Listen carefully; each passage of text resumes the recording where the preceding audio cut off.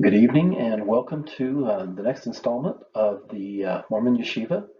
This evening's presentation is a continuation of our astronomical symbols in the Book of Mormon uh, series. Tonight's one is going to be called The Hidden Creation Epic of Ether. Again, please make a note of our fair use disclaimer. And please understand that the purpose of this is just for educational purposes, and so we hope everyone is edified.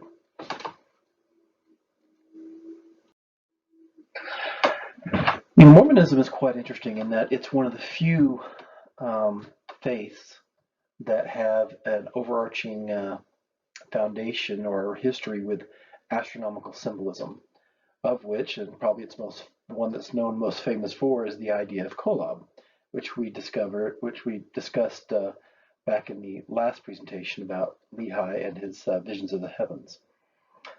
We discussed the possibility of Kolob and Kelev and a Sirius connection, the constellation Sirius. And so when we think about these things, there is precedent. And so we want to be able to take a look at some of these symbols in the scriptures. Again, there's a little speculation here, but there's also some ancient symbols that that Mormonism has and that draws upon that is quite unique.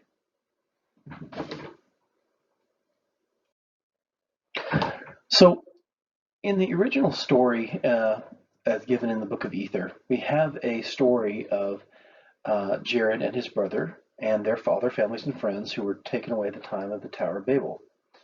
And the idea of where they're taken is the literal story. So we call that the Peshat level of meaning. It's this literal story. But Hebrew scripture is written in a multidimensional manner. And so as we approach the story, not only do we want to consider the literal count, we also want to consider the patterns and the levels of higher meaning that are couched in this book. And as you'll see throughout the Book of Mormon, and this is just another example, like we discussed with Mosiah 7 and 8 in an earlier presentation, that there are stories couched within stories within the Book of Mormon. And the Book of Ether is one such story. In the beginning of the account, it says, "Now I, Moroni, proceed to give an account of those ancient inhabitants who were destroyed by the hand of the Lord upon the face of this north country." Now, again, literally, he's referring to a people that were probably destroyed and occupied an area north of the location where they were at. But in a symbolic manner, northward has also a different meaning. So in the Hebrew mindset, or the ancient Israelite mindset, the earth and even the universe was considered like a form of a cube. It was looked at as if it were a cube. And if we were the center of the cube, as shown in this picture here, then north would be above, not necessarily just directional north, but above in the sense of up in the firmament. So they come from the Tower of Babel.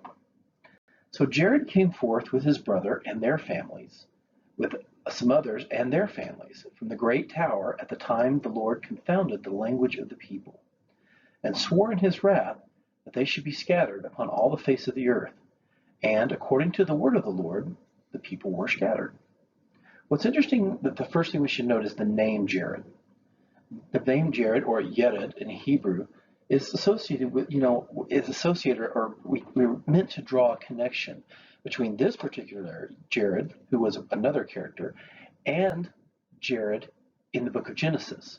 And his name means those to descend or to come down.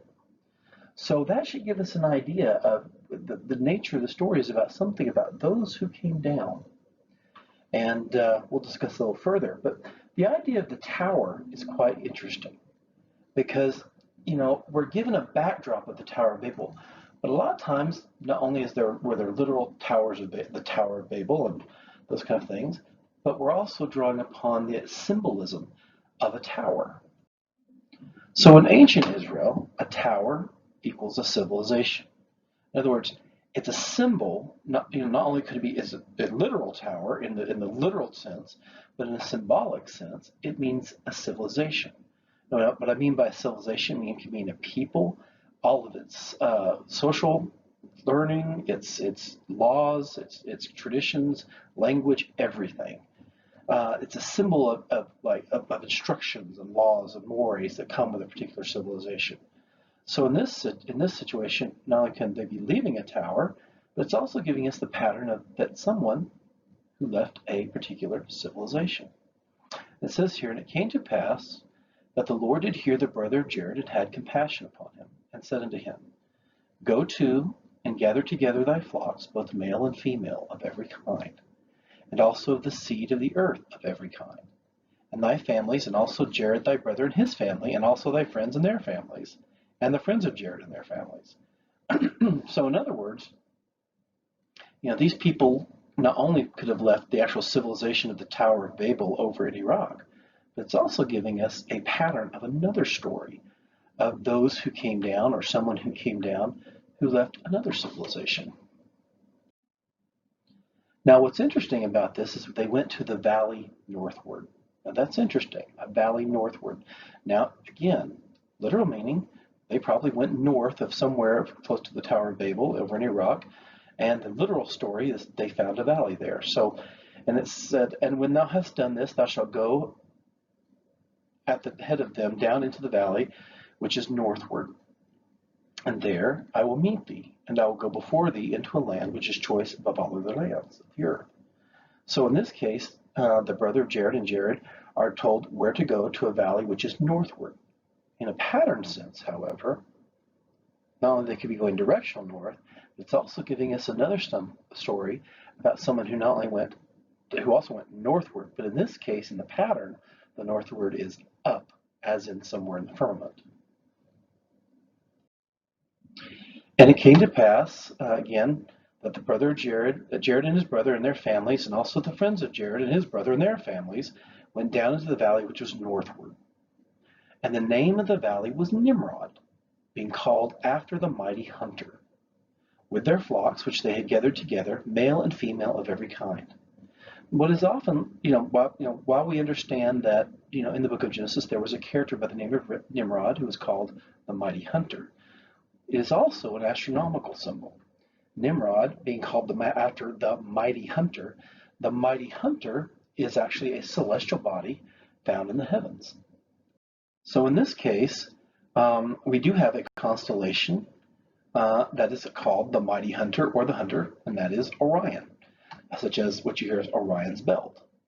So it says here, and it came to pass that Jared and his brother and their families, and also the friends of Jared and his brother and their families, went down into the valley, which was northward or up, if you will, in the name of the valley. And the name of the valley was Nimrod, being called after the mighty hunter, or after Orion, with their flocks which they had gathered together, male and female of every kind. So in a literal story, we're getting one thing. In the symbolic sense, we're getting a story of those who came down with their people, and they went to a valley which was northward.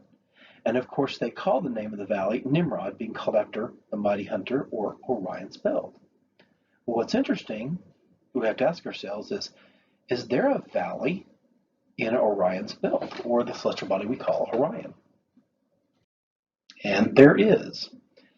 And it came to pass that Jared and his brother and their families, and all the other friends of Jared and his brother and their families, went down into the valley, which was northward. And again, the name of the valley was Nimrod, being called after the mighty hunter. Well, lo and behold, guess what? There is actually a valley of Orion. It is called Orion's Nebula. And they went with their flocks and gathered together, male and female of every kind. The question we have to ask ourselves is, not only are we getting a story of the Jaredites in the sense of the literal story of coming from the Tower of Babel over to this continent, we're also getting the pattern of the story of people who came down and their civilization fell, and they went to a valley northward, okay, the valley of Nimrod, they call it, somewhere in Orion's belt, and somewhere close to Orion's Nebula. I know that sounds a little far-fetched and strange, but again, we're also talking about a religion that believes that Kolob is the star nearest to the residence of God. So why would it be so far-fetched? and also that in the Book of Ether, not only are we getting a literal story, but we're getting given the pattern of a great marvelous story of a people who came down and, about their civilization. Now, it's interesting, it says here that, and they did lay snares and to catch fowls of the air, and they also did prepare a vessel in which they did carry with them the fish of the waters. Now, one might also ask, why in the world would a people need to carry a vessel in which they did carry fish of the waters if they're going through the waters to the Americas, if you will, which was already filled with fish and had plenty of waters which fish could actually swim in? Just a thought. And why would you need a vessel to carry for years in the wilderness? And they did also carry with them Deseret, which by interpretation is a honeybee. And you can check out our last teaching on Deseret as a honeybee in this interpretation, as we put that in the presentation. And it also is a symbol of the higher teachings, or the higher teachings of the Torah, or the secret teachings of the Father. It's a symbol. The honeybees are a royal symbol. And says, and they did carry with them swarms of bees and all manner of things which is upon the face of the land, seeds of every kind. And it came to pass that when they had come down into the valley of Nimrod, or the valley of Orion, or Orion's nebula, the Lord came down and talked with the brother Jared, and he was in a cloud. What would be the cloud? Well, a nebula is similar to a cloud. And the brother of Jared saw him not.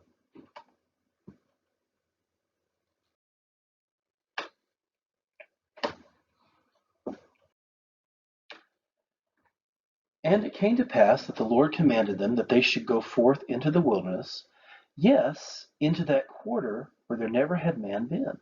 Now here's the interesting thing. While we think of also the wilderness as something like a desert or a forest, understand that in the ancient cultures, not only could the wilderness could also be, the stars. That's one of its symbols. Also, waters can also be considered space. Waters up above. So them looking at the wilderness could be the actual stars where they were going to in a pattern form. And it came to pass that the Lord did go before them, and he did talk with them as he stood in a cloud, and gave directions where they should travel. And it came to pass that they did travel in the wilderness, and did build barges, in which they did cross many waters, being directed continually by the hand of the Lord. And the Lord would not suffer that they should stop beyond the sea in the wilderness. Okay, so that sea in the wilderness is also an astronomical symbol. But he would also that they should come forth even into the land of promise, which was choice above all other lands, which the Lord God had preserved for a righteous people. Now here's the thing to consider. In the literal form, we see a group of people coming to a land of promise, which we label as the Americas. But in pattern form, or metaphorical form, is it also about a people who are led to a land of promise, perhaps that land of promise being this earth?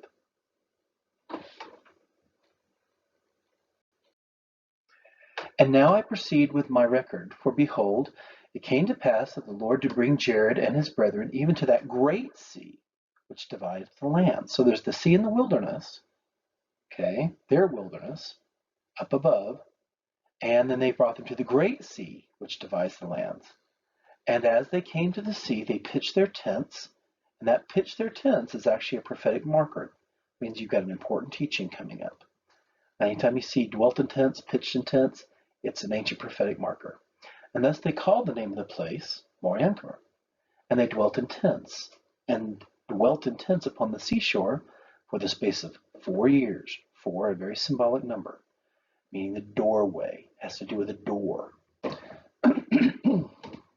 And Moriancumer has some interesting meanings. One is related to the word Mara, Morian, meaning seashore. So you see a Hebrew play on words, Moriancumer, and then dwelt upon the seashore. Now the Kum-er can be a couple of things. Kum meaning rising, and Ur meaning light or lights. So a seashore with rising light. It could also mean the waters of instruction or the waters of a priest, depending on how we conjugate the three letters there, forming Kum-er. So it's just something to think about. Again, a little speculation, but at the same time, we're beginning to see the development of a very ancient pattern. So not only are we getting couched into this particular book a story of Jared who came from the Tower of Babel in Iraq, we're also getting a concealed story of Jared, or those who descended from above and who came down. What's interesting in Genesis, it talks about those who came down from above, the B'nai Elohim. Sometimes they were called Nephilim, but of which they're in the name of Jared. Those people, there, those times, that's when those people came down in the book of Genesis. So we're getting one story, in a sense, acting in giving us a pattern for a much more ancient story. So we have two stories. Both, which one's correct? Both are. And so the idea is, this is why, excuse me, the Book of Mormon is such a great, marvelous work, because you're getting stories within stories that were intentionally concealed in their patterns to show us something more. Not only ether, talking about the Jaredites, but also where the Jaredites' ancestors came from, perhaps where our ancestors came from. Now, here's the interesting thing. Here we see where it talks about them dwelling in the Valley of Nimrod, or potentially the Orion's Nebula, where they built vessels and barges. And what we see interesting here is on this earth, all at once, the footprints of Orion. It's interesting that there are also various pyramid complexes throughout the planet, our planet here, Earth here, that follow after the pattern of Orion. The Great Pyramids in Egypt, Teotihuacan in Mexico, and the pyramids of Xi'an and in China. All of them patterned after Orion's build. I don't think that's by accident. And the same thing in Egyptian, the god, the place of the gods, or the king of the gods, was Osiris, but that is a Greek word, and his name in Egyptian was Sahu, which was Orion. So Osiris, like Nimrod, was also the mighty hunter. So in Hebrew, the mighty hunter, Nephil, Orion was also called Nephil, the giant. And you'll see these relational words such as Nephilim, Nephil, giant, and also Nephi, Nephi. What are the relationships? And that's the things we need to ask, because in asking these questions, we see patterns of a greater story beginning to be revealed.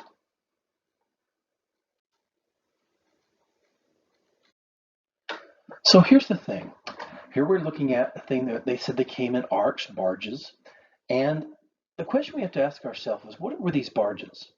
So then it came to pass that when they were buried in the deep, there was no water that could hurt them. Their vessels being tight like unto a dish, and also they were tight like unto the ark of Noah. Therefore, when they were encompassed about by many waters, they did cry unto the Lord, and he did bring them forth again upon the top of the waters. And here's the thing to remember. The idea of a dish in Hebrew in Noah's Ark is actually another word in Hebrew called teba, meaning it's translated as a vessel, but it only appears twice in relation to once Noah's Ark, and the other the basket that brought forth Moses, actually. And again, while we literally are talking about the waters, we also need to remember that while there are waters here below the earth, just like in Genesis, there are the waters above the earth, and then there's the firmament, or the dome in the sky, and then there's the waters below. So when they're talking about waters, like I said, in a literal sense, literal seas. In a symbolic sense, we're getting a pattern of a people who came forth through many waters. And again, Mormonism is unique in the fact that it talks about, a God who comes down from another world. Something to think about. So in Hebrew, the word for ark, as in Noah's Ark, is the word teba. It means a vessel, as in Noah's Ark, or the basket vessel that carried Moses. It is not, however, a word that is usually translated as boat, i.e. like anya, sefina, sira, feshait, boat, sailing vessels. In fact, Moroni is giving us a great functional description and definition of the Hebrew word teba as a container or dish or vessel, something. Some type that was used to hold or contain something. In other words, when we're looking at these descriptions, Moroni's probably looking at something he may have never seen before. And so he's giving us a functional description of what it did. And he draws upon it and compares it to Noah's Ark. And it says that even that they would hold water like unto a dish, and the bottom thereof was tight like unto a dish, and the sides thereof were tight like unto a dish, and the ends of there were peaked, or in Hebrew gathered, and the top thereof was tight like unto a dish, and the length thereof was the length of a tree, and the door thereof, when it was shut, was tight like unto a dish. It's interesting that it's related to the word teba, a vessel or container of something, but not necessarily an actual boat or sailing vessel like a submarine. So again, story within a story. And again, recently, I find it interesting that Mike Haaretz out of Israel reported that the new reading of the fragments from the Dead Sea Scrolls has now started to change our understanding about Noah's Ark. Thanks to the high-resolution imagery, a word following the phrase the ark's tallness had previously been illegible. However, the new scans showed that the correct word was ne'esephet, meaning gathered, which according to the researchers means that the ark's ribs were gathered together at the top in the shape of a pyramid. Dr. Udetsky said that the Septuagint, a Greek translation of the Bible dating to the 3rd century BC, used a Greek word with a similar meaning to describe the ark. And moreover, medieval authors like Maimonides, often we call him, Jews call him Rambam, suggested that the ark's roof was pointed. Makes you wonder. But if you think about it, are we also, are we giving a twofold, in the Book of Ether, are we being given a twofold story?